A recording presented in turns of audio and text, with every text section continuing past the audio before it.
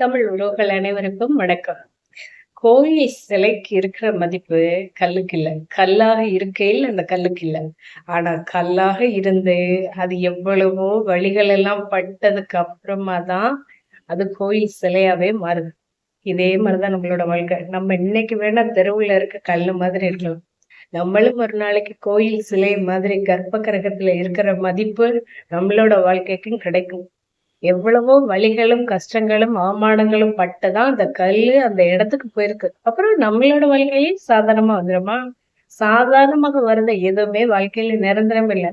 நம்ம அசிங்கங்களும், அவமானங்களும் படுத்தப்படுறோமா? நிறைய விமர்சனங்கள் படுத்தப்படுறோமா? நம்மளோட வாழ்க்கை மாறப்போகுதுன்னு அர்த்தம். எல்லா இடத்துலயும் தெளிவா இருங்க. யாரையும் நம்பாதீங்க. கண்டிப்பா நம்மளோட வாழ்க்கையே மாறும். தமிழ் உறவுகள் அனைவருக்கும் நன்றி.